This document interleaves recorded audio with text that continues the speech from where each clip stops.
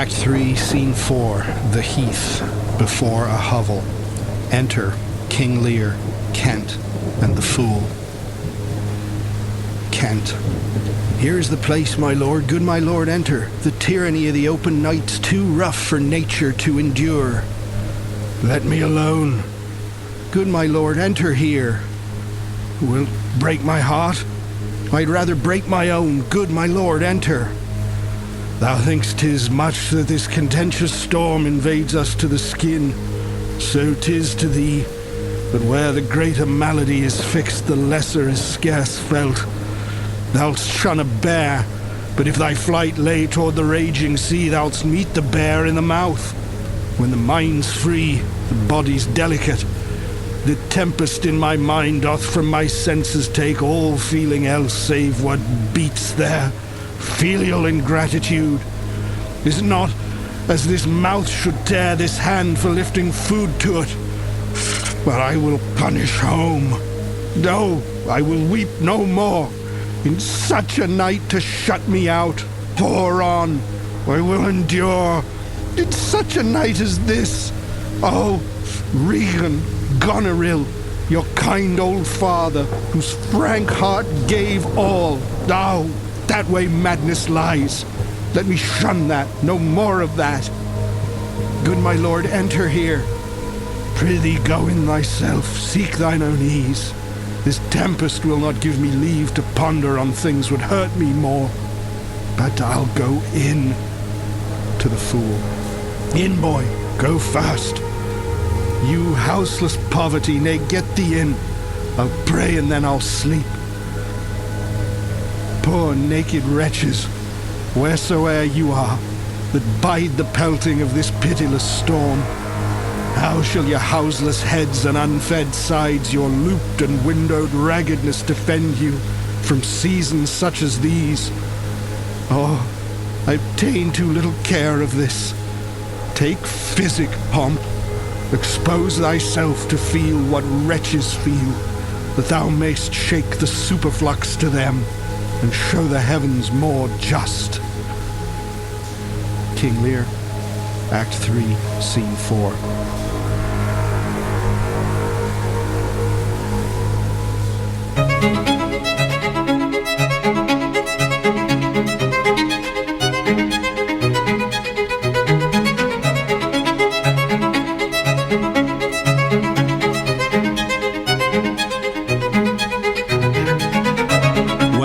Welcome back to Professing Literature. We don't know when you're listening or where you're listening from, but we're in Oklahoma City in the winter of the year of grace, 2023. Professing Literature is the podcast where we look closely at short passages of important works of literature in the hopes of seeing writers in action. We aim to work across literary genres and modes, comedy and tragedy, drama, poetry and fiction, looking at the dynamics of a passage in order to understand what the author is doing and what is at stake for the work as a whole, the issues that it clarifies, the techniques that are involved. I am David Anderson. I'm a professor of Renaissance literature at the University of Oklahoma in the Department of Classics and Letters. And as always, I am joined by producer Eric Williams. Hello, Eric. Hello, good morning. Good morning to you. Lovely to be with you again. We have the second part of our two-parter on King Lear. There's no reason why it couldn't be a 4 or a 5-parter. And as I was sort of fumbling around with the play today, thinking about it, I realized that, I can't even hope to cover, forget about covering everything, but to cover most of what I might want to cover in 2 episodes is impossible. But I think 2 episodes on Lear is good. And after this, we'll move on to something else. And then King Lear's not going anywhere. We can come around on back to him later on. I need to remember to remind all of you, if you haven't done so already, please subscribe to this podcast on your service of choice. And please rate us and review us. That helps tremendously as we try to hold up our little candle in the hopes that the Apple algorithm will see it and promote us like crazy. I know we are vexingly intermittent in our publishing schedule for all of you, and you've heard me in the past kind of shamefacedly acknowledge this. And so just let me say thank you for bearing with us. We're here for the long haul. We look forward to the day when we become a kind of hallmark of publishing regularity. But in the meantime, episodes will keep appearing. They will just appear perhaps unexpectedly and out of the blue. One day we hope that you will be able to experience us as just a dependable habit. But for now, think of us as an occasional pleasant surprise if we land in your phone, in your podcast queue. But thank you so much for carrying on with us. We've had some people who've been listening from the very beginning. We get emails from you. We're proud to do something that people seem to want to come back for. So do you have any thoughts to add on that housekeeping sort of issue, Eric? Yeah, well, yeah. I mean, I think you said it perfectly, that, we're in it for the long haul. We're not going anywhere. And, we will get to a point where, whether it's, once a month, you can rely on that notification on the first Wednesday of the month or something like that. But yeah. That'll be sweet. It's only going to be like 17 years until my youngest child goes to college. So, if you could hang on till then, we'll be all over it. But seriously, I don't think it'll take that long for us to get a little more dependable and routinized. But thank you. This little message is less about my defensiveness than about gratitude to those of you who have been hanging tough with us. So thank you so much. We've got a lot of ground to cover today. As I was saying, there's just so much in this play that even zeroing in, as I love to do, on a couple of key points, key places in the text, just brings so much with it. So this might be another record-breaking podcast for us in terms of length, but I hope to keep it fairly tight. But I do have some ground to cover off the top. One thing I'm not going to do today, and this might be something that gets saved for a future King Lear episode in the following seasons, I'm not going to deal with the final tragedy. King Lear, of course, is a tragedy. And it's Shakespeare's most emotionally devastating tragedy, because the end of this tragedy is more terrible, both kind of existentially and just in terms of the poignancy of it than any other, for my money. But we're not going to go there. So Acts 4 and 5, where the great culmination of the really fight between evil and goodness that the play stages, is going to be left for another episode.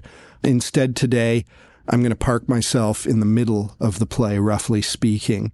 We looked at a couple of scenes from Act 1 last time. Today, we'll look at, we started with a scene in Act 3, and we'll look at another one at the beginning of Act 4. And trace some of the developing themes in the kind of middle part of the tragedy that will allow us to understand, or that allow the viewer or the reader to understand that final tragedy when it happens, and to discern what Shakespeare is doing at the end of the play. So last time we talked a lot about folly, and we'll see more of that today. Lear was a fool giving up his crown. Cordelia was a fool in not going along with him and flattering him. Kent, the Earl of Kent, was a fool, choosing to defend Cordelia at the cost of his own banishment, and then choosing, instead of saying, to hell with you, I'm liquidating my savings account and going off to France to live in comfort, instead, he's hanging around disguised as a serving man in order to help Lear. So we saw Lear's great act of folly in banishing Cordelia in his wrath and trusting the wrong daughters. She had nothing to say when he asked her to flatter her, because, of course, she despised the whole game he was playing, and she understands that love is something it's not just that we can't fully properly encapsulate love in language. That's true, but it doesn't often stop us. But she will not put her love on the scale and weight it against the piece of land Lear is promising to give her and the power. She won't play that game. So she's a fool, at least from some people's perspective. And then Lear is left with another kind of nothing.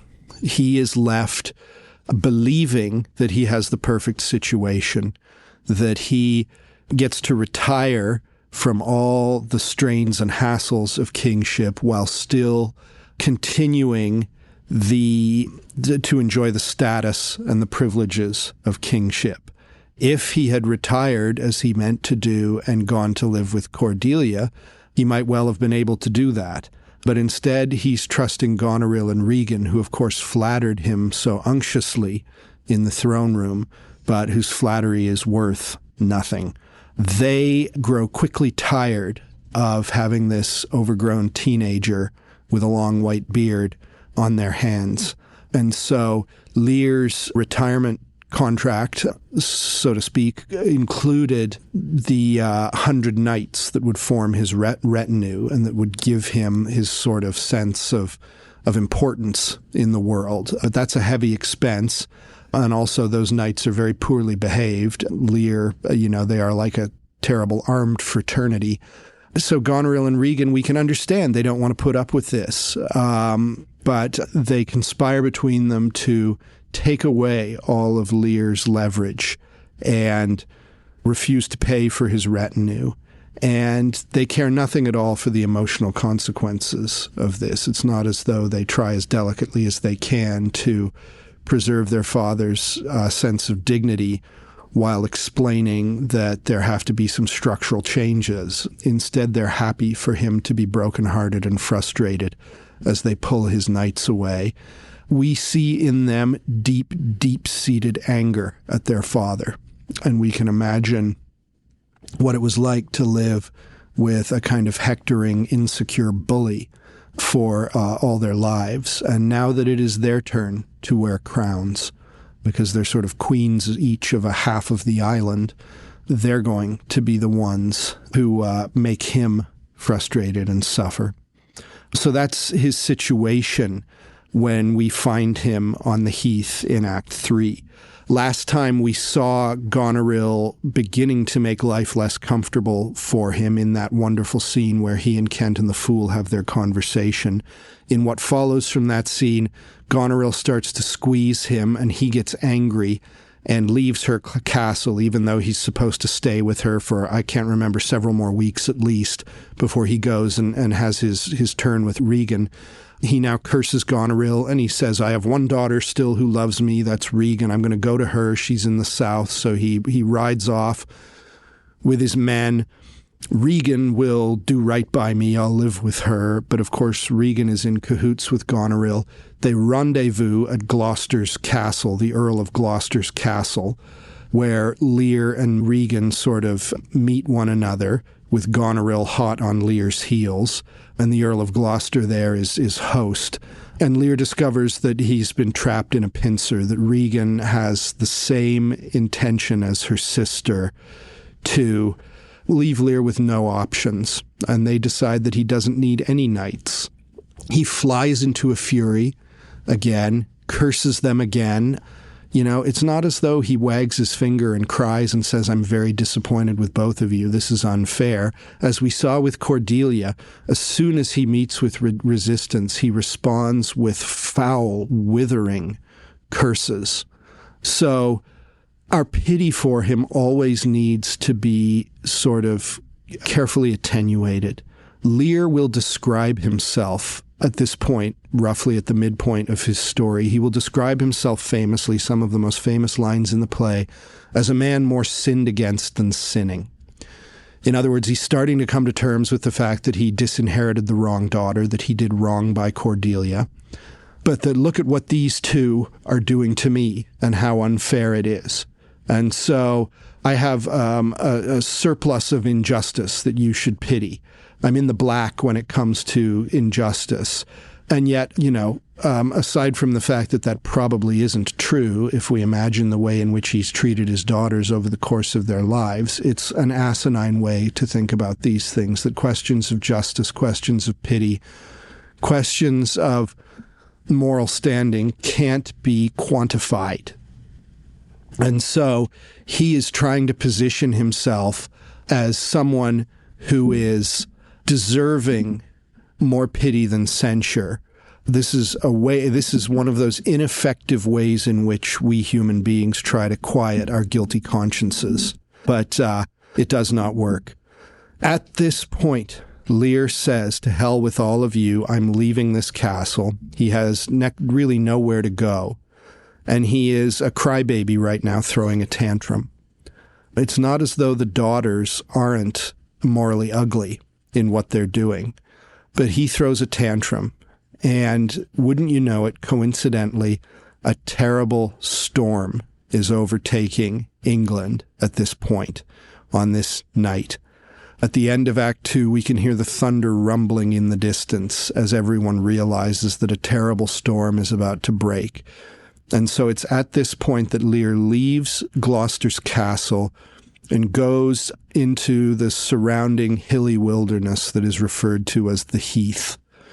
And so the most famous sort of image of King Lear is that of the storm on the heath. And so, you can see 19th century paintings of this sort of great and terrible old man with his robes flapping around him and his beard in the rain, screaming at the storm. "Blow, winds, and crack your cheeks, rage and blow." And so he goes off onto the heath. He's putting himself in physical danger. He's an old man, and exposure on a night like this is no joke. Goneril and Regan's attitude is good riddance. They quite frankly do not care if their father dies of hypothermia and his body is found the next morning. They are glad to be rid of him, and they think, don't ask us to go out and try to find you on a night like this. We have completely reasonable demands. But off he goes. And so we have this storm. Shakespeare loves storms. Storms come up a lot in his plays. Macbeth and The Tempest are two very other well-known examples of this. But we have a play about a storm, really. The storm dominates the atmosphere, certainly of Act 3. And it's a powerful, powerful symbol, but it's a symbol of a bunch of things. The storm in King Lear doesn't mean just one thing. Shakespeare doesn't do very much very often that just involves one thing. He's always got a lot going on.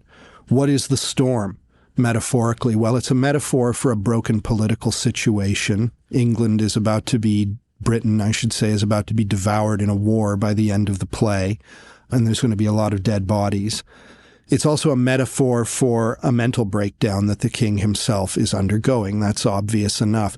The storm without matches the mood within Lear's mind, and Lear knows this, and so he sort of loves the storm because it reflects what's going on the inside of him, which is not just an angry mind, but a mind that is thrashing in broken confusion of anger, self-pity, and guilt. Lear also talks about how the storm is a kind of escape for him. In other words, it's a little bit like hitting your finger with a hammer so that you can stop thinking about your toothache. He talks about, he does this in the passage I began with, he talks about how one problem can drown out another problem. And so there's something, there's a kind of escape in the storm, that as you're being lashed by wind and rain, you only have so much mental real estate to devote to the more poignant but less immediate problems you're suffering. So it's something he can kind of escape into. It's not a healthy way to deal with your problems, but we get it. And also, Lear talks as well about how the storm is a kind of punishment. There is here the sense of divine wrath in this storm. That for Lear especially, the way he puts it, it's a punishment for people's hypocrisy, that he now sees, we kind of slap our foreheads that it's taken him 80 years to figure this out, but he now sees that when someone stands in a throne room while he's sitting on the throne and talks about how he's the sum of all virtue, then maybe they're being a little bit hypocritical in doing that. And the storm is a kind of mechanism he imagines for the gods to seek out and punish hypocrisy. So it has all of these associations, and it has more than that as well. I find the storm most interesting in how it connects to the sort of theme of human brokenness and human nakedness. Because Lear is now, and we can imagine that this is maybe for the first time in his life, or for the first time in many, many years, maybe decades since whenever it was that he last led an army in battle, he has been stripped away from all the privileges that had defined his life. And so I use this phrase in my own work on King Lear, the world of the castle, which is contrasted with the stormy heath. The world of the castle is warm and comfortable, at least in theory. People can talk using indoor voices, and supposedly, although Shakespeare will break this down eventually, supposedly they can treat each other with civility. But the world of the castle is the world of power and privilege, and Lear is now outside of that. He's no longer in the world of the castle, and so he is vulnerable. And vulnerability is scary, but vulnerability teaches us things that we either never knew or forgot we had once known. And for me, these things come to a point with the question of what is a person, and what is the basis of a person's value. Is it nothing? Because nothing will come of nothing. Cordelia, Lear had decided, because she spoke nothing when asked to speak, is now worth nothing and will have nothing. And so he says, you get no dowry, you have a limited amount of time to get out of my kingdom, or you'll be executed. Lear now has nothing. He has less than Cordelia does, because, of course, that good man, the King of France, had fallen in love with Cordelia and said, you might not have a dowry, but I still want you to be my queen. Lear now has the real nothing that the fool was trying to help him. I mean, the fool was pointing out to him in that scene we looked at in the last episode. Lear is now left with nothing, at least in terms of the way that he used to quantify value. He's just an old man, just a stupid old man with a lot to be sorry for.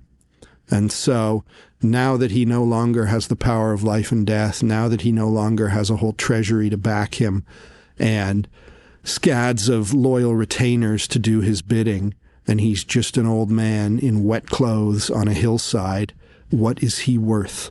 Is he worth anything at all? Last time we ended the episode with Lear's anxious question to the fool as he was starting to realize all this, as he was starting to realize that Goneril was turning on him, and that his life was more frustrating than he had anticipated it being, and he asked, who is it can tell me what I am? Who is it can tell me what I am? And the fool said to him, Lear's shadow. I love that line. I think I said last time that it conveys the idea of the sort of rough outline of a person. But of course, a shadow is only that. It's a rough outline. That's all you are, old man. You gave it all away. And now you wonder who you are? Well, you're the space where all those things used to be that you've now given away. And so, what do we base our identity upon, or the identity of another person? Is it on external characteristics? Is it on a social situation and status? Is it on a perceived use value? You know, I am a lawyer, I am a surgeon. Is there anything deeper than those sort of tangible or social signifiers to describe for us what a person is?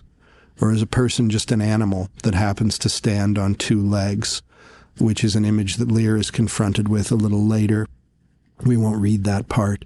But Lear begins to appreciate this question, as we will see, because, and the wonderful thing about this play, the uplifting thing about this play, as brutally painful as this play is, the uplifting thing about this play is connected to the fact that Lear, as he's feeling sorry for himself in, very self-piteous, self-indulgent way, he does begin to realize that this question of what a person is when everything has been taken away might not only apply to him. And so if we have warmth in our heart or a kind of moral inclination to King Lear throughout this play. It has nothing to do with the idea that he's a good reformed character by the end of the play, that he has learned his lessons and now is a spokesman for whatever XYZ I believe. But instead, it is simply that we see him beginning to awaken to the fact that what he's going through might be akin to what others go through. And so this man who has understood himself as singular, as at the top of the pyramid, and believes that he's still at the top of the pyramid even when he takes the crown off, begins to be at least tantalized with the idea that others are closer to him, that the true nature of the human world is not that of a pyramid, but that we stand together, rich and poor, arm's length, linked in kinship. So last time I'd offered a little innovation, and I'm going to repeat my pattern this time around, and it'll be the sort of King Lear special.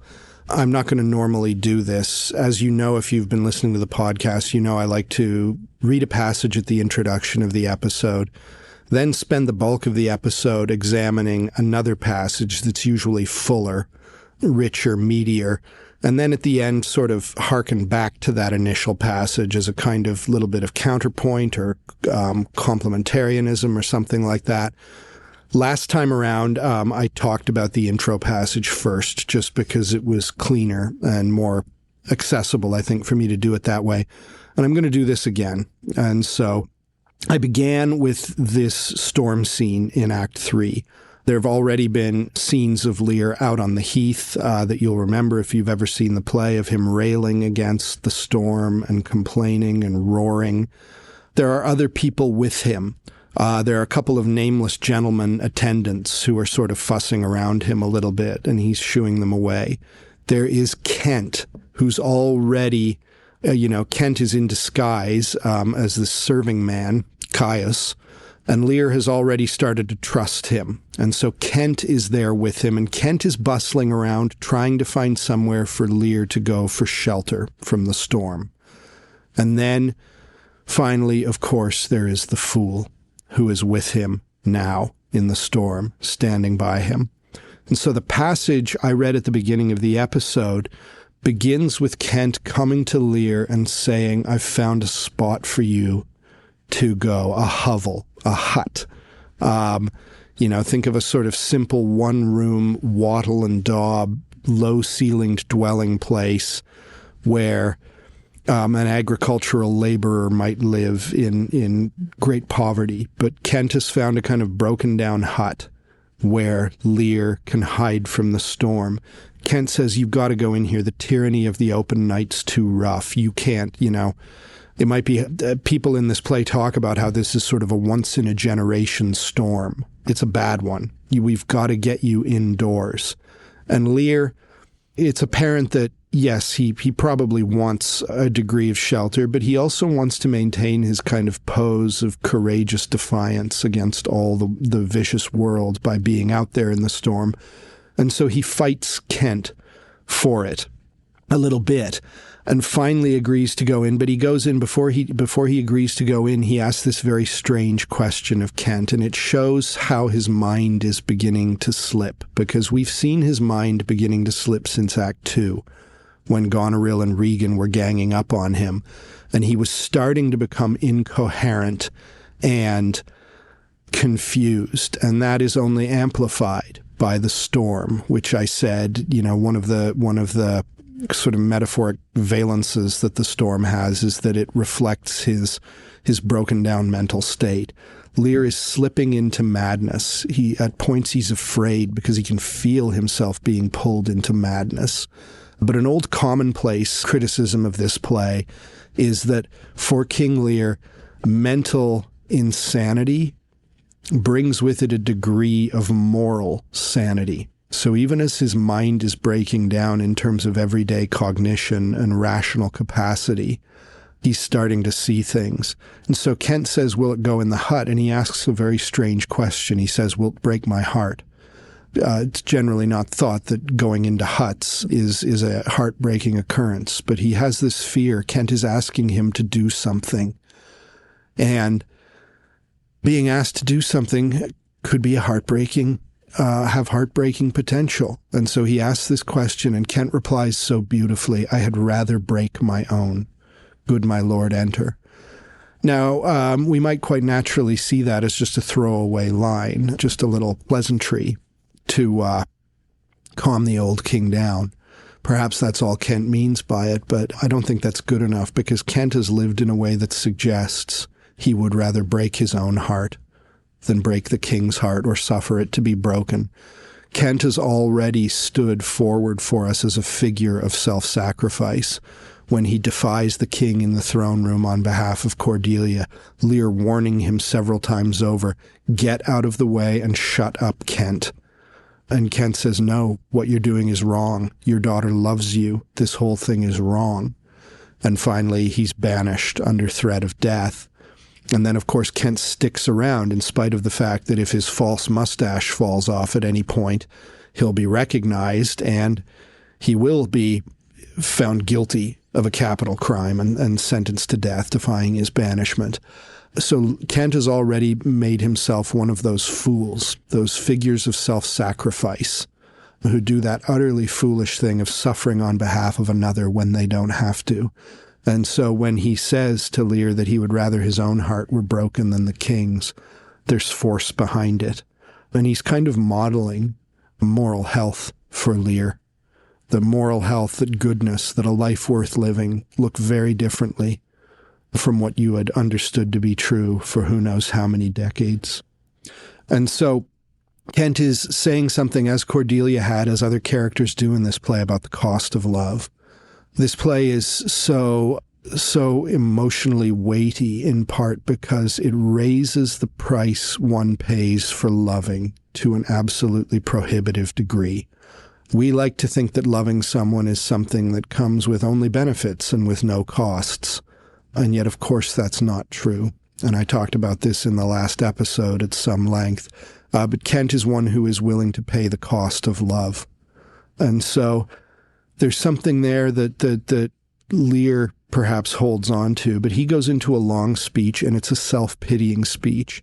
And again, I want to say, you do not understand this play, and sometimes it's a little difficult for undergrads to get this. You do not understand this play if you think there's something straightforward in terms of moral development within Lear, because nothing is straightforward in this strange play.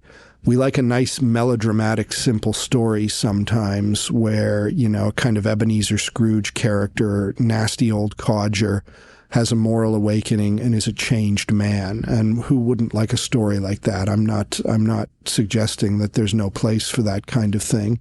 And I'm not suggesting that sometimes human beings don't undergo profound sort of conversion experiences that leave them changed and different. But that's not King Lear. His case is more complicated.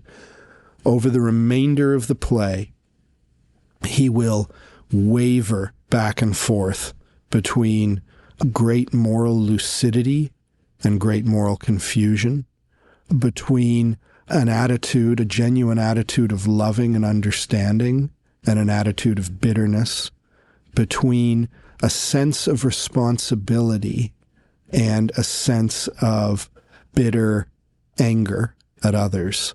And he never, it never becomes clearly sorted out.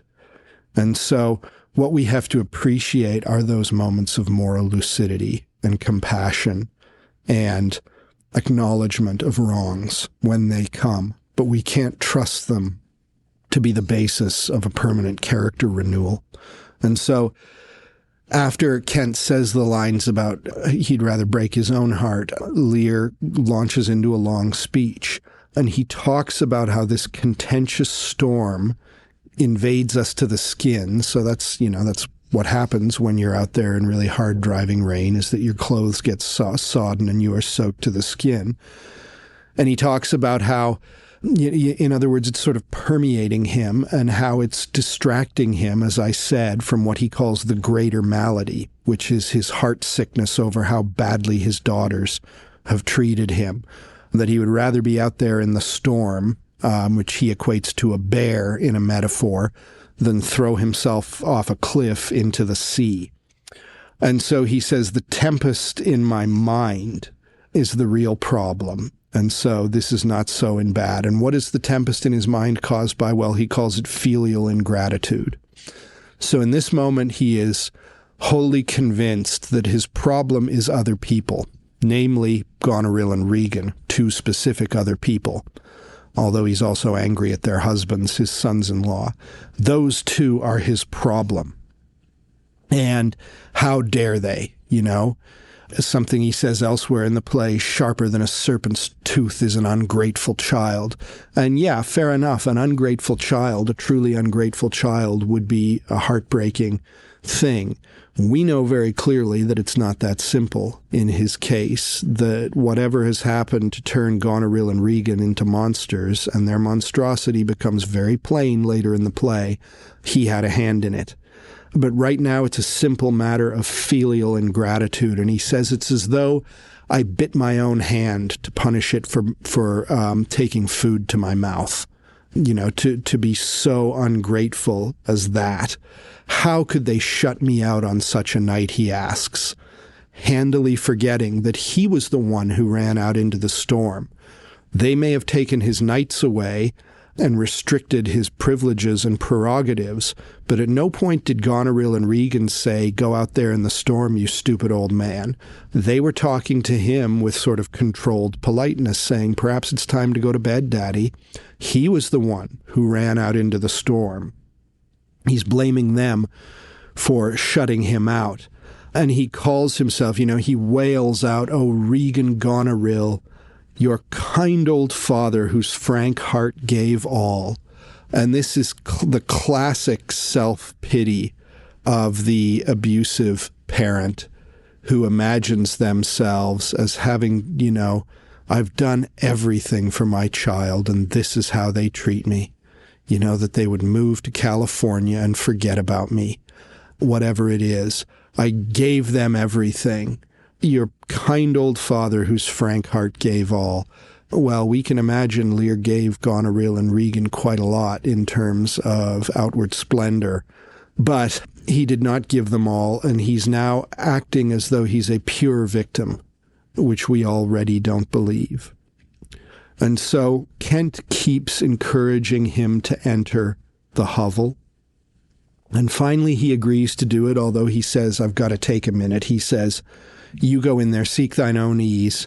He says, I'll go in. And then he says to the fool, you go in first. The fool has been silent.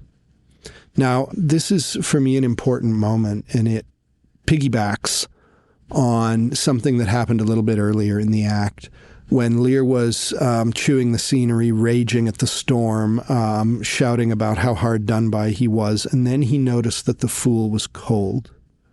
And he says to the fool, are you okay? You're shivering. And he says, there's one part of my heart that sorrows yet for thee. In other words, he reveals something in that moment, which is this limited but real moral capacity to see that the one who had been foolish enough to stick by him, to follow him out into the storm, is suffering. And that troubles him, although maybe only momentarily. But now he tells the fool, whose teeth are chattering, to go into the hovel and to try to warm up. And he says, I'll come in and then I'll sleep. And after the fool goes in, he expands for 8 or 10 lines on this sort of moral insight that the fool has awakened in him. And so he gives us this wonderful speech, one of the most powerful pieces and beautiful pieces of rhetoric in the whole play, which is saying something, his speech on the poor naked wretches. I'll read it again. Poor naked wretches, wheresoe'er you are, that bide the pelting of this pitiless storm, how shall your houseless heads and unfed sides, your looped and windowed raggedness, defend you from seasons such as these? Oh, I have ta'en too little care of this. Take physic, pomp. Expose thyself to feel what wretches feel, that thou mayst shake the superflux to them and show the heavens more just. So that's his speech to the poor naked wretches. In other words, all of a sudden, cold and wet and lonely and broken-hearted, Lear has remembered something which he had forgotten for who knows how long and maybe never known in the first place, which is that a night like this is nothing new to some people. It's new to him. He is used to what he will later call robes and furred gowns, what I had called the world of the castle. That's normal for him. And living in the world of the castle, whether in the 10th century BC, as this play is supposedly set, or in the 21st century, living in the world of the castle, as most of us do, by any historical or geographical standard, if you're listening to this podcast, quite likely you live at least on some floor of the castle. And it's very easy to forget in the world of the castle, especially the higher up you are, the nicer your iPhone is or your car, that other people are on the outside, and that a night like this is all too familiar to them. And so the naked wretches out there in Lear's former kingdom, he wonders, how shall they be protected from an event like this, from seasons such as these? Your houseless heads and unfed sides, no roof over your head and insufficient fat on your body, and your looped and windowed raggedness, which is a wonderful way of describing clothes that are falling apart and full of holes. How shall that defend you from seasons such as these? What about them? And then he realizes, he takes another step and realizes that this isn't just a sad fact for him to ponder, but that it's something that he is complicit in. And he says, I've ta'en too little care of this, because he was the king. He was responsible.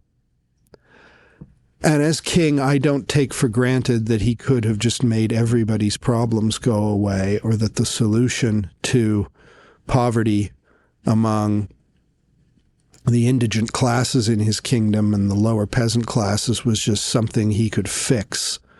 But he didn't do enough. I've ta'en too little care of this. And so he is recognizing complicity. And then he says, he steps back to the abstract level, which I don't know is maybe a good thing, maybe a bad thing, but he says, take physic pomp. In other words, take medicine, you powerful person. And what is the medicine? The medicine is feeling what wretches feel. The medicine comes from experiencing something comparable to what they experience. And then when you do that, you will understand what they go through and your overriding moral duty to do something about it. Expose thyself to feel what wretches feel, that thou mayst shake the superflux to them and show the heavens more just. So what's this about? Well, I'm borrowing here from a reading of the play that I really, really admire from a scholar named Deborah Sugar, who spent most of her career at UCLA and has come up with maybe my favorite reading of King Lear. But Sugar reads the play in terms of medieval political theology. In other words, Christian theology's attempt to assert what those in power in a Christian state are required to do. And she talks about how the norms of that culture which Shakespeare has inherited say, they are not what we would call egalitarian. In other words, they're not imagining a world where everyone is equal socioeconomically and in every other way. This is a world that has no problem with differences in status and wealth. Of course, that's the way the world is. It would be absurd for them to imagine anything else, and they would take for granted that it is God's will, that you might be born an earl, and I might be born a peasant, and someone else might be born even lower down than a peasant. And that's just the way the world is. God had reasons for putting you in that place. He is, if you will comply with the church, he will redeem you, and your eternal fate will not have anything to do with your earthly status in The Christian imagination, one day on the other side of the grave, the king and the beggar will no longer bear the weight of either's social status anymore. But in the meantime, God has put you in your place, and he wants you there for reasons that you might perhaps never know this side of eternity. And that's that. And of course, if you are king, you will be wealthy. Of course, if you are king, there are markers of your status that come with that and that are natural. And those include a certain amount of luxuries. Just as not many Americans, whatever they might think of a given incumbent of the White House, they wouldn't want their president showing up in a cheap, tattered 30-year-old mass-produced suit. They would understand that the president of their country should probably be wearing something pretty nice, maybe bespoke, should look pretty good. If he has a Rolex on his wrist, that's just fine. But the president of our country is not supposed to look like a hobo because he's representing the country. And so even in the land of equality, we have that understanding. In the Middle Ages, it's more heightened that the king is going to look a certain way and live a certain life. And that's fine. There's nothing wrong with that as far as they conceive it. But there's an important qualification. Whatever it might cost for the King of England or France or Scotland or Spain, Catalonia, whatever it is, or Aragon, I should say, whatever it might cost that king to live in that way, in that style, which is opposite to his position at the top of the secular order, anything beyond that is not his. Any money that he has beyond that point that allows him to wage his wars and administer his kingdom and represent his kingdom in a style that befits its greatness, whatever comes beyond that point does not belong to him, but is to be given to the poor. And the king has the moral question posed to him always of how much that is. That's up for him to decide, but God will be judging him. And so to hoard beyond that line of wealth and privilege is to steal. It is to steal money that rightfully should go to the poor, to the church and to the poor, according to the will of God. And so Lear is saying we have to shake the superflux. In other words, that which is extra. Lear is not saying I should have melted down my crown and given everyone in Britain, tiny little cash equivalent of an equal share of it. Of course, I'm a king. Of course, I have a crown and a whole lot else besides. But any of the superflux should have been shaken to them. And my fellow monarchs, those in pomp, should beware of this. So that's a little window into what's going along morally with Lear. And now I have to transition to this second passage that I want to talk about that occurs an act or so later in the play. And a lot has happened, so bear with me as I cover some ground. Lear is beginning to have an awakening about some of these moral issues that hinge around the idea fundamentally for me of personhood and what a human being is and what is due to a human being and what a human being is obliged to do for others. His old friend, the Earl of Gloucester, is going through a similar version of this. Similar in some ways, different in others. Gloucester is the owner of the castle that the heath, that is surrounded by this heath that Lear is rambling on. Gloucester is very concerned. He's very saddened to see the way Lear's daughters have treated him. He's very upset at the fact that the king charges off into the night and is putting himself in danger in the storm. And so Gloucester does what he can to help Lear, which includes getting Lear on a wagon and having him eventually taken to the east coast of England, where Gloucester has heard rumors that Cordelia has landed with a French army, that Cordelia is invading England in the hopes of putting her father back on the throne. And so Gloucester smuggles Lear out of the neighborhood. Gloucester is betrayed, however, by his own son, Edmund. Goneril and Regan's husband, Cornwall, want to rule this island. And they are happy for Lear to be found dead in a ditch some morning. And they are furious, of course, when they hear that their little sister, little Pollyanna Cordelia, is now going to try to put him back on the throne and punish them for their callousness. And so they regard what Gloucester has done as treason. And when Gloucester's son Edmund rats on him to Cornwall and Regan and Goneril, they are furious. And in one of the most shocking and upsetting scenes in all of Shakespeare, they torture him and they blind him for having done what he had done. And so Gloucester has his eyes torn out on stage in a very uncomfortable but extraordinarily powerful scene. He's tortured. And eventually Regan has him freed, unbound from the chair they had tied him to. And she says, go thrust him out of gates. In other words, kick him out of here.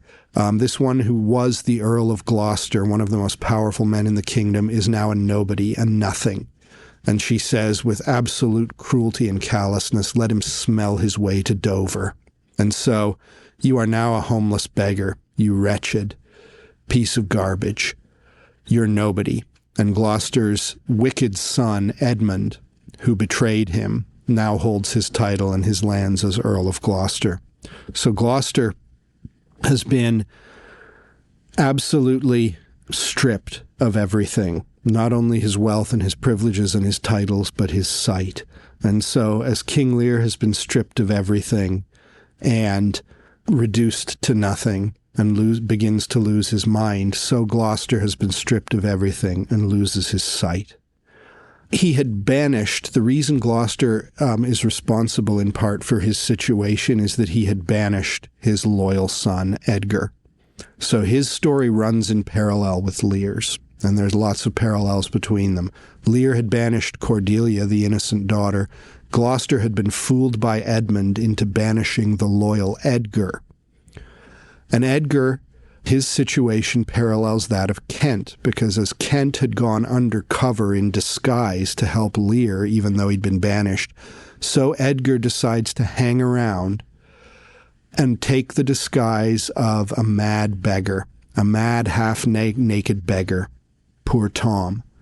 And so Edgar feels like his father has absolutely betrayed him, and he's very angry with his father even as he's hanging around. But as he's hanging around the next morning, after Lear has been smuggled away and Gloucester has been blinded, he encounters Gloucester as the old man is walking along the road being led out of the castle, and Edgar is shocked to see what's happened to his father. His father can no longer see him, and Edgar changes his voice so that he sounds like a gibbering, mad peasant. But Edgar sees his father and sees what's been done to his father, and he is filled with compassion for his father, and he agrees to lead and take care of his father, not telling his father who he is. Gloucester wants to go to Dover, to eastern England, and he needs someone to guide him, and Edgar says in disguise, I'll do that. Gloucester wants to go to Dover for two reasons. First of all, because that is the point at which Cordelia's army has disembarked, and she will rendezvous there with King Lear. But more importantly, Gloucester sees Dover as a sort of fitting terminus for his life. He will go to Dover because Dover is famous, one of the most famous images in all of England, for its white cliffs, for the great chalk cliffs that loom above the English Channel. Gloucester knows about these cliffs, and so he wants to walk to these cliffs and throw himself off and end his life with this sort of, I guess, statement of repudiation of everything. And so he doesn't exactly say this to the disguised Edgar, but Edgar knows what he wants to do. He reads between the lines, and Edgar says, I will take you there. He takes him across the country without revealing his identity to his father, and he tells the audience in an aside that I'm going to play a little game with my father, but I'm doing it in order to cure him of his nihilistic despair. I'm going to let him think he had attempted suicide, but really that won't have been what happened, and I'm going to do this in order to help him to get past his despair. And so it's very strange. I don't think this would be recommended to clinicians struggling with those who are contemplating self-slaughter. But we'll suspend our disbelief and let Edgar do his thing. He walks across England with Gloucester, then says, whoa, we're right at the edge of the cliff now, when really they're on flat ground with no cliff in sight. He says, here you are. Don't know why you wanted me to bring you here, but this is where we are. And Gloucester says, thank you, and he kneels down, and then he pitches forward, believing that he's thrown himself over the cliff. And then, all he does is land face first on the grass.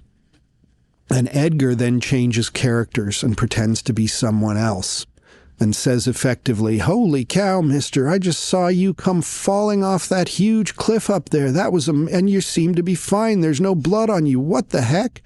And so Gloucester's sort of shaking his head, not understanding what's happened. He thought he was plunging hundreds of feet to his death. And here he is again. And Edgar, now voicing this new character, is able to say, he says, it's a beautiful line, thy life's a miracle, thy life's a miracle. You survived that. And I don't know what's going on with you, sir, but maybe you just have to bear whatever the gods have given you to endure. And Gloucester says, I will bear it. I will be patient to the end. Now, this is where our passage begins, after another long Andersonian setup. This is where our passage begins, because now King Lear enters. King Lear had also been taken to Dover, spirited out of the west of England, where he was in danger from his daughters, to rendezvous with Cordelia's army. Cordelia has taken him in and put him in the care of her physicians, recognizing that he both suffered physically in the storm and is also suffering mentally. And so Lear has been under the care of her doctors, but he's broken free because he's still maddened. And he's ranging the countryside now, having a grand old time, acting like a 10-year-old who's gotten out of the house. And, the nanny was distracted. And so he's ranging over the countryside, knowing that people are trying to find him, that these physicians are trying to track him down, and just having a lark. And he comes upon Gloucester and Edgar at this point. He hadn't up to this point known anything about what had happened to Gloucester, about the blinding, and only kind of recognizes Gloucester. But they have a conversation. Lear has flowers strewn in his hair. He's looking wild. He's the madman. And now he has a conversation with the blind men. These two old friends who had been the most powerful people in their world, now absolutely broken and with nothing but what they've learned, have this conversation. And so this is where we will spend the last part of our time in this episode. So I'll read a couple of pages worth to you and then talk about it a little bit, knowing that I'm already way over time. So I've cut out some lines in this just to make it flow more cleanly. Lear comes in and he's talking to himself, and he sees Gloucester and Edgar, and he continues talking to himself. And Gloucester picks up on this. I'll do my best, as I generally do, try to do my best to distinguish the different characters. Lear will have an old man voice that's sort of down here, and Gloucester's will sort of sound like an old man voice more up here.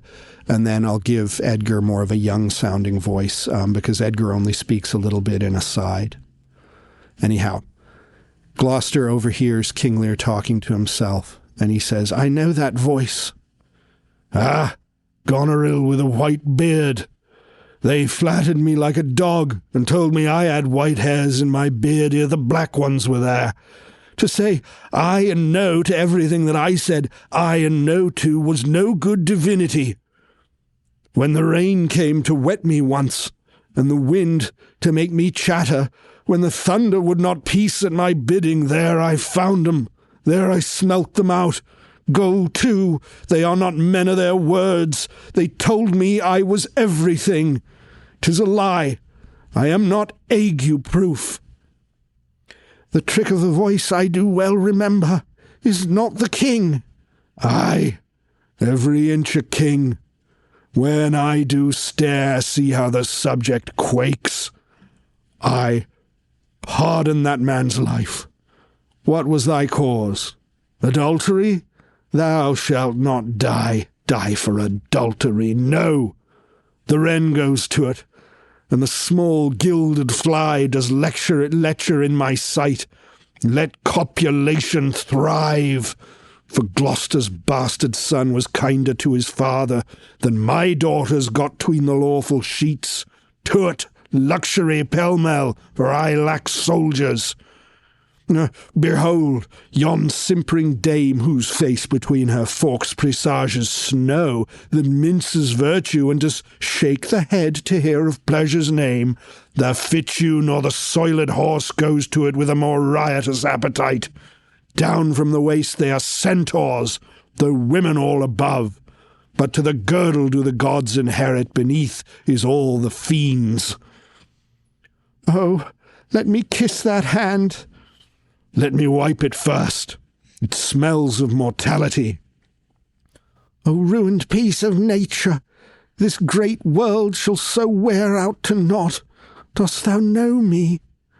I remember thine eyes well enough. Dost thou squinny at me? No. Do thy worst, blind Cupid, I'll not love. Read thou this challenge, mark but the penning of it.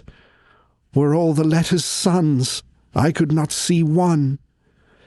I would not take this from report. It is, and my heart breaks at it. Read. What, with the case of eyes?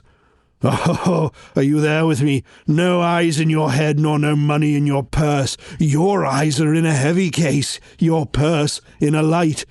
Yet you see how this world goes. I see it feelingly. What, art mad? A man may see how this world goes with no eyes. Look with thine eyes. See how yond justice rails upon yon simple thief. Hark, in thine ear, change places, and handy-dandy, which is the justice, which is the thief? Thou hast seen a farmer's dog bark at a beggar? Aye, sir. And the creature run from the cur? Thou there mightst behold the great image of authority. A dog's obeyed in office. Thou rascal beadle, hold thy bloody hand. Why dost thou lash that whore? Strip thine own back. Thou hotly lust to use her in that kind for which thou whipst her. The usurer hangs the cozener. Through tattered clothes, small vices do appear. Robes and furred gowns hide all. Plates in with gold, and the strong lance of justice hurtless breaks. Arm it in rags, a pygmy's straw dost pierce it. None dost offend, none, I say none. All able 'em. Take that of me, my friend, who have the power to seal the accuser's lips. Get thee glass eyes, and like a scurvy politician seem to see the things thou dost not. Now, pull off my boots. Harder, harder so. O matter and impertinency mixed, reason in madness. If thou wilt weep my fortunes, take my eyes. I know thee well enough. Thy name is Gloucester. Thou must be patient. We came crying hither. Thou know'st the first time that we smell the air we wail and cry. I will preach to thee. Mark, alack, alack the day. When we are born, we cry that we are come to this great stage of fools. This is a good block. It were a delicate stratagem to shoe a troop of horse with felt. I'll put in proof, and when I have stolen upon these sons-in-law, then kill, kill, kill, kill, kill. Enter a gentleman with attendants. So at that point, Lear sees the men in white coats coming for him. And he recognizes that he's going to be rounded up again and taken back to Cordelia's army for his recuperation. And enjoying the chase, he tries to run away and they run after him. But we find out that eventually they get him and they very gently take him back into care. And so that ends the conversation between the broken King Lear and the broken Earl of Gloucester.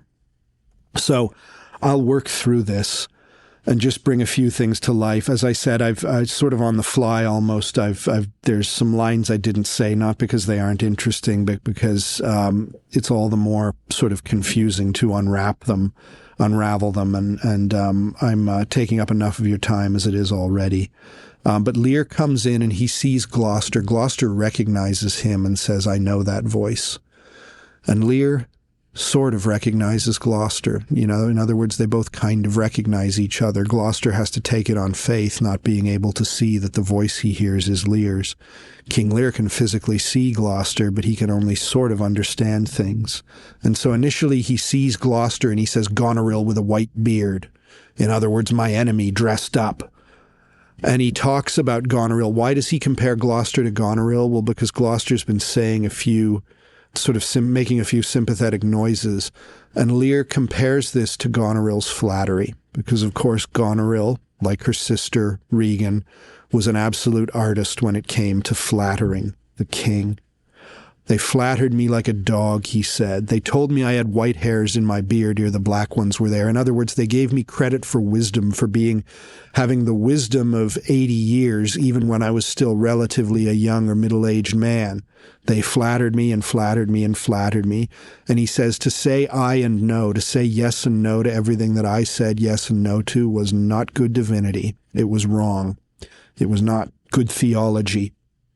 And he says in this first speech that changed for him on the heath in the storm. Powerful lines. He says, "When the rain came to wet me once and the wind to make me chatter, when the thunder would not peace at my bidding, I found 'em, I smelt 'em out." So Goneril and Regan had flattered him all their lives. He had taught them how to do this, and they had been good students. They had flattered him all their lives, and he had eaten it up. And only when he was out there in the rain and wind did he realize they were wrong. When he got cold and soaked to the skin, when the thunder wouldn't shut up because he yelled at it, he realized who he was. He says, "They told me I was everything. It is a lie. I am not ague-proof." Ague referring to a sort of, I think technically a kind of malarial fever, but more commonly just a sort of fever. Think of having a terrible flu and being in that awful vacillating state between sweating and shivering.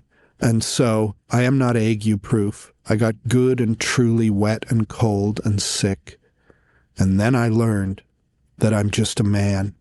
And so only at that point did I see through their flattery. Gloucester says, "Isn't this the king? Is not the king?" And Lear is enjoying having people pay attention to him. He's enjoying sort of pouring forth to the heavens and to anyone who might listen. And so he's quite pleased by this. And he says, "Every inch a king." What does it mean to be a king? Well, he says, "When I stare, see how the subject quakes." And he might even be pointing to Gloucester right now, who's trembling with grief and worry. When the king looks around the room, everybody gets nervous, and that must feel really good after you get used to it for a while. Dangerous, but a good feeling. And so Lear, as though to say, "I'll show you what it means to be a king," he says, "I pardon that man's life." And here he's pointing at Gloucester quite clearly. "I pardon that man's life." Now, what would he have to pardon Gloucester for? Well, Lear is Gloucester's old friend, and he knows Gloucester's story, and he knows Gloucester had a child out of wedlock. What he doesn't know is that child, Edmund, grew up and just betrayed his father and was responsible for his blinding. But Gloucester had a child out of wedlock, and we know from a few remarks in the play that Gloucester feels sort of semi-guilty about this because he knows it was wrong, but doesn't quite own up to it. And from one perspective, at least, one could see the vicious way in which Edmund betrays his father as being a kind of punishment for the sin of adultery. Now, I don't think Shakespeare has such a simplistic view of things, But that kind of talk is in the atmosphere here. And so Lear now says, no, I pardon him for adultery.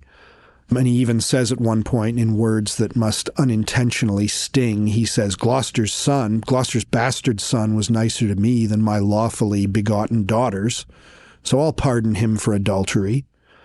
He says, the wren, the little bird, and the small gilded fly, like a kind of bluebottle fly, they lecture right in front of you, so let her rip, everybody.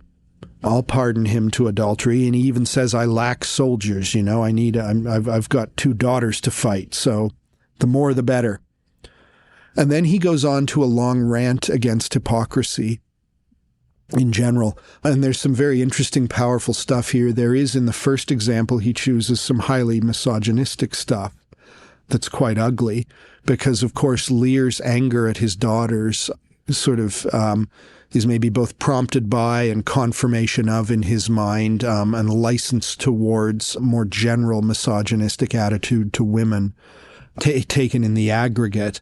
And so he gives this example of yon simpering dame. In other words, a sort of well-behaved, put-together type of young woman whose, as he says, face between her forks presages snow. In other words, if you look at her face between her forks, the hair that falls down on either side of her face, she looks like she just has ice in her veins. She minces virtue, and she pretends that butter wouldn't melt in her mouth. But he says, behind closed doors, she's a wild woman. Animals don't go to it with a greater appetite than that. And he goes on to say some more terrible things, likening the bodies of women to hell. Gloucester is listening to this and brokenhearted about it, because he sees how messed up the king is. And in a sweet moment, moved with pity for the king. It's the wonderful thing about this scene, is that you have these 2 broken men, both trying in very broken ways to sort of bless each other. Lear is trying to pardon Gloucester for his sins, and Gloucester says to the king, let me kiss that hand. This beautiful gesture, he wants to take the hand of the king and kiss it. And Lear, in an absolute, although probably given his disordered state, accidental moment of profundity, says, let me wipe it first. It smells of mortality. It smells of mortality. Lear has been talking about how he has come to realize that he is just a man, that they were lying when they told him he was everything, and so now he has to wipe the smell of mortality off his hand, because that's all he is, in spite of the splendor of his previous life. He is just a man who is beset with the same condition of mortality as all the other men and women who walk upon the earth. And so Gloucester, continuing to weep, says, do you know me? And Lear, another extraordinary line with, that is completely mad, although that also intuits the truth, right? We have the fool as a figure of folly that intuits the truth, and Lear is now a figure of madness that intuits the truth. And so he says, Gloucester says, do you remember me? Do you know me? And Lear says, I know thine eyes well enough. Now we have to picture Gloucester here probably with a red-stained rag wrapped around his face, because his eyes have been violently torn out. And so, terrible wounds in his head, and probably, for the sake of discretion, a rag wrapped around his face. And Lear says, I know your eyes, which is absurd and very hard to make hard, fast, clear sense of, but is sort of laden with meaning nonetheless, that I know your eyes. He says, are you squinting at me? Dost thou squinty at me? And he compares Gloucester to blind Cupid who fires arrows of love that may seem random and disordered. But he says, go ahead, blind Cupid, fire an arrow at me. I'm not going to love anyone. I've learned better than to do that. And then he asks Gloucester, read thou this challenge. And so maybe if you're directing this play, you have him take a scrap of paper out of his pocket and try to write on it. or maybe he bends down in the dirt to write something, or maybe he just pretends to write something in a kind of flamboyant, ridiculous way, but he's going to write a challenge, and Gloucester says, I can't see it. Were all the letters suns I could not see.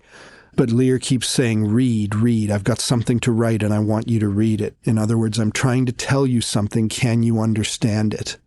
And Gloucester keeps saying, I can't see. I can't see. What, with the case of eyes? In other words, I have the empty sockets that the eyes used to go in, but that's all.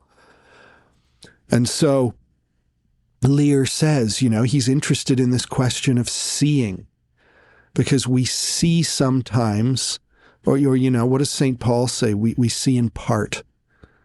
We never see everything. We never have full understanding. And sometimes those who have the clearest physical understanding or rational understanding of a thing or a situation might not have the clearest moral or metaphysical or spiritual or aesthetic understanding of that thing. There's a big difference in looking at a painting and understanding everything about technique or chemical composition of oil paints and pigments and things like that versus someone who can look at a painting and see deep meaning in it. So Lear is saying, can you see what I'm going to write? Can you see what I'm going to write? And he says to Gloucester, you see how the world goes. And in a beautiful, tragic line, Gloucester says, I see it feelingly. In other words, yeah, that's something I can see. I can see how the world goes. I can't see it with my eyes, but I see it feelingly. So this theme of discernment is connected again to these themes of folly and madness in blindness, that the blind man may see more about the world than the sighted man. The madman may see more about the world than the sane man, and the fool may see more about the world than the wise man. I see it feelingly. And King Lear agrees. A man may see how this world goes with no eyes. And he says, kind of absurdity, but a telling one, look with thine ears. There's plenty you can understand about the world, even if you don't have eyes. And he says, he gives the example, and it might have been confusing as I was reading it because you have to use your imagination. You're not looking at a performance by a troupe of actors. But Lear says, see how yon justice rails upon yon simple thief. In other words, he says, imagine the example of a judge sitting high up there behind on the bench, looking down at a man convicted of thieving, of stealing, railing at him. So the judge is expressing his absolute disgust and repudiation for this thief. That's how it is. But Lear says you could just swap their places around. Handy dandy. Now, which one is the justice and which one is the thief? That justice may have things on his conscience, in other words. That thief might be just as appropriate for railing at the justice. And yet in our society, it shakes out so that some people rail and others get railed at. He asks Gloucester, have you ever seen a farmer's dog bark at a beggar? Farmers proverbially would keep big dogs around, and they would, they're living out in the country, kind of vulnerable, and so they'd have a couple of big dogs around, and those dogs would, among other things, chase a beggar away who might try to cadge a meal from the farmer and his family. And so the king says, you've seen a beggar run away from a farmer's dog. And Gloucester says, yeah, I've seen that. And Lear says, that's what authority is. That's all power is. A dog's obeyed in office. So you get the big snarling Rottweiler and you put him in office. And that's all power is. So obviously this is an incredibly cynical view of social structures. But what really matters is that it's coming from the one who used to be at the head of the society, who used to be the biggest dog in the highest office. And now he says that's all authority is, that a dog's obeyed in office. And he goes on and he begins imagining other hypothetical people doing other hypothetical acts of sort of state-sanctioned hypocrisy. And so he imagines someone he calls the rascal beadle. Now, a beadle, if you've read Oliver Twist, you might have some insight into this. A beadle is a very low level, probably just about the lowest level of government officer.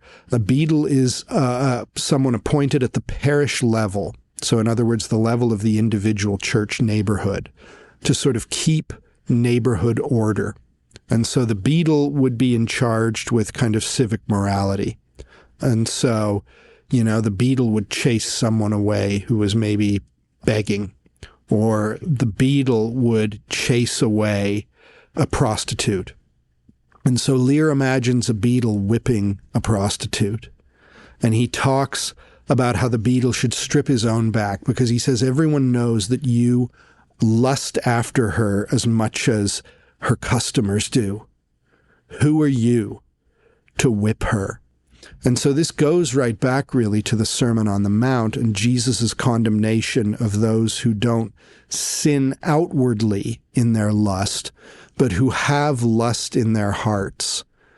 And Jesus in the Sermon on the Mount talks about how that's as good as committing adultery, morally speaking, before God. In other words, it's not enough just to be buttoned up on the outside and be seething with lust inside, or in the other example he gives, murderous hatred on the inside. You're still morally responsible for that fester, that welter of emotions that you play with. And so Lear says the beadle punishes the whore, who he really secretly desires, just as he says the usurer hangs the cozener. In other words, a cozener is like a low-level grifter or cheat. The usurer is the person who lends money at interest, the loan, or an outright loan shark. He might be a judge. That judge sitting on the bench railing at everyone probably is lending money at interest, putting the screws to people.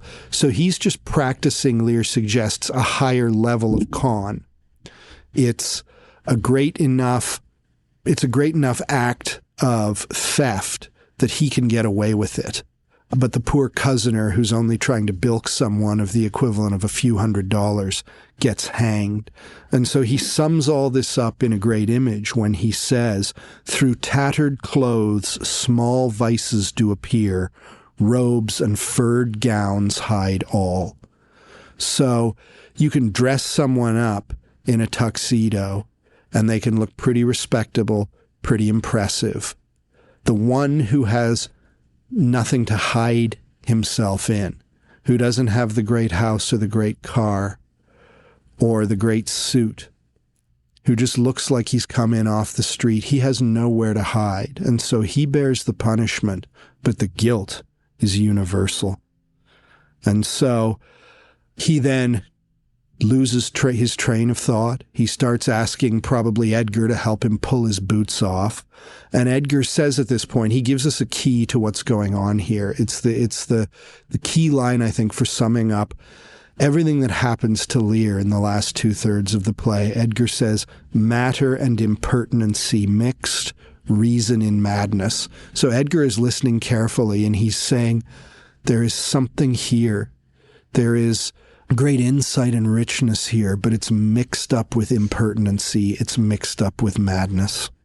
And so I think that's a line we can take to guide our reading of Lear. And then the conversation ends with a couple of short speeches by Lear's that I just think are extraordinary.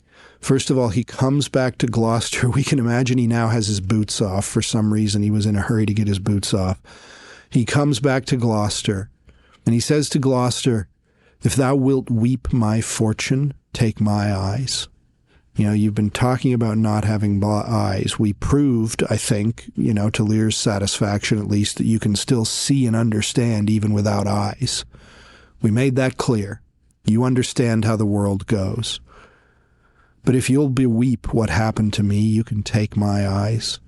In other words, I would surrender that to you on behalf or in exchange for your compassion. He already has the compassion free from Gloucester, but I would give you my eyes. And now we have one of these moments in King Lear of recognition that come very often and that are so powerful.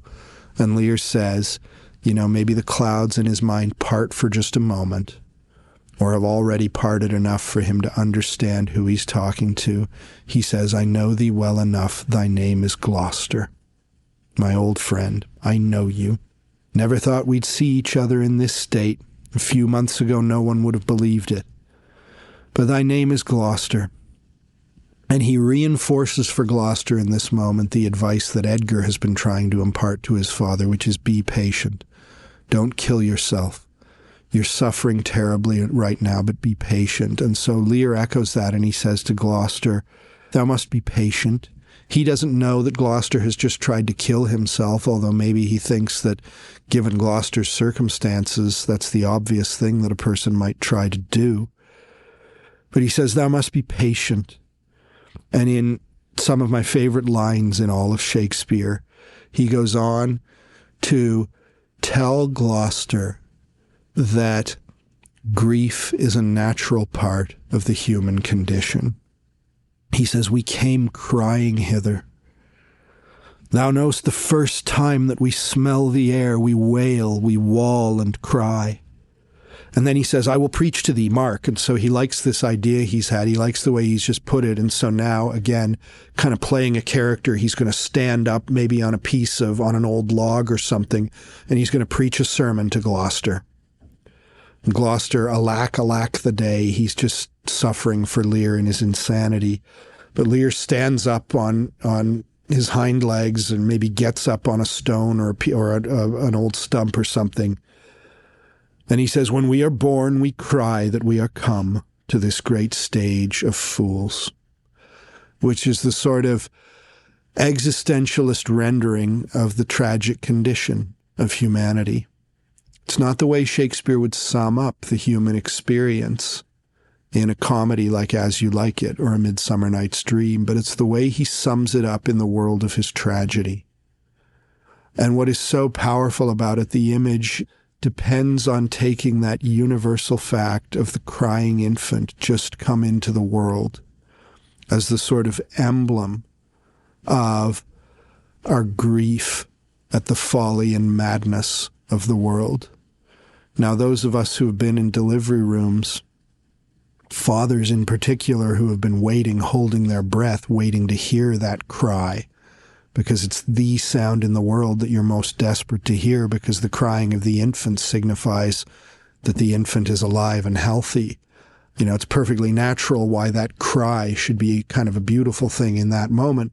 But Lear makes of it the sort of symbol of our confrontation with a hostile existence, as though the child is crying at all the folly in the world. We cry that we are come to this great stage of fools. And so those are lines that are so pregnant with a sensitive appreciation for the plight of a suffering humanity. And yet almost immediately it slips away. Lear notices whatever it is that he was standing upon, whether it's a rock or a stump or a fallen tree. He notices it and he sort of stamps on it and he says, this is a good block. In other words, it's the sort of block that a man might sit at when he was shoeing horses. And he says, now imagine we took a troop of horses, a cavalry unit, and we shoed them with felt. We put felt on all the horse hoofs so that they didn't make any sound. And he says, you could sneak up on your wicked sons-in-law if you did that and they wouldn't see it coming. And then he says, when I do that, kill, kill, kill, kill, kill, kill, kill. So he is off again in his raving. Now he's thinking wholly of the sons-in-law and his fury at them, and has forgotten the fact that he just offered us one of the most beautiful encapsulations of the tragic view of human existence that orbits around that image of the infant crying when he comes into the world. And so he has forgotten that. He forgets an awful lot in this play, although he remembers some other things. And now his attendants who are out looking for him have found him, and he runs off laughing, leading them on a chase, leaving Gloucester and the son he does not yet recognize alone on the stage to try to make sense of everything and to chart a way forward. Those are some thoughts on a couple of passages of King Lear. I'm sorry for going on so long. If you've hung with me, thank you very much for this. Now, I'll just say this is David Anderson on behalf of Eric Williams, bidding you farewell and saying that I hope we'll be back together before too long. Thank you.